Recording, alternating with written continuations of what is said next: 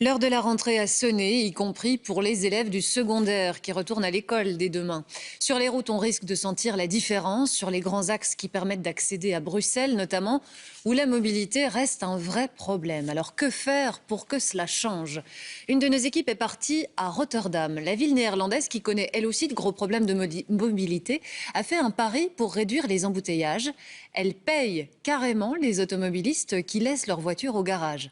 Avec quel résultat? C'est ce que Benjamin Carlier nous explique.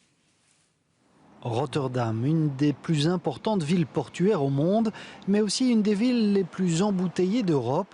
Chaque jour, 260 000 voitures entrent en ville, ce qui provoque plus d'une centaine de kilomètres de fil aux heures de pointe. L'élargissement d'une autoroute il y a quelques années a même empiré la situation. Pour les Rotterdamois, la mobilité était devenue un vrai problème. C'est un gros problème. Tout le monde veut entrer dans la ville le matin et en sortir le soir. C'est devenu une ville fort peuplée. Si dans les années 50, il n'y avait qu'une centaine de voitures, on en est aujourd'hui à plusieurs centaines de milliers. C'est devenu un problème. Les autorités ont donc décidé d'agir. Depuis 2 ans, des panneaux tels que celui-ci ont fleuri sur le périphérique qui entoure la ville de 600 000 habitants.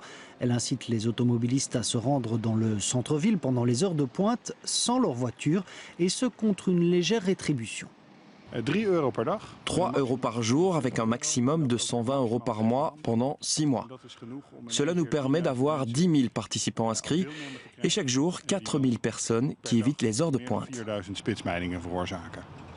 Parmi les 17 000 Néerlandais qui ont déjà participé au programme, il y a Tom Broekhoven. Pendant 6 mois, ce fan de grosses voitures américaines a délaissé plusieurs fois par semaine sa Ford Mustang pour entrer dans Rotterdam. Je trouvais cela intéressant. Je faisais du covoiturage ou bien je prenais mon scooter. Ça fonctionnait bien. Et vous avez gagné de l'argent? Pas plus d'une centaine d'euros, mais c'est pas ça le plus important. Et aujourd'hui, il continue à laisser son véhicule au garage dès que c'est possible pour lui, car l'objectif affiché, c'est clairement de démontrer aux automobilistes que des alternatives existent à la voiture en heure de pointe.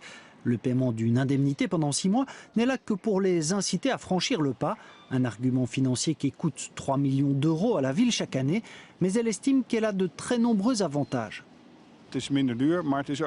C'est moins cher et surtout beaucoup plus rapide que si l'on devait construire de nouvelles routes. Cela prendrait des années à mettre en place. Pendant ce temps, on peut déjà réduire les fils et en plus, c'est meilleur marché que de construire de nouvelles infrastructures ou d'aménager celles existantes.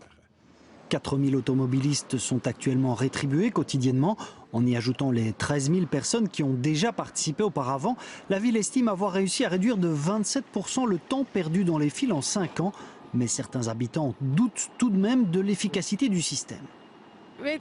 Sur base d'études, ils affirment que cela a changé. Mais ce que l'on voit tous les jours sur les routes, c'est qu'il y a toujours des fils. Ce n'est pas aussi facile que cela de se débarrasser des embouteillages. Ils sont toujours là. Avec 260 000 voitures qui pénètrent chaque jour en ville, la diminution significative des embouteillages prendra du temps.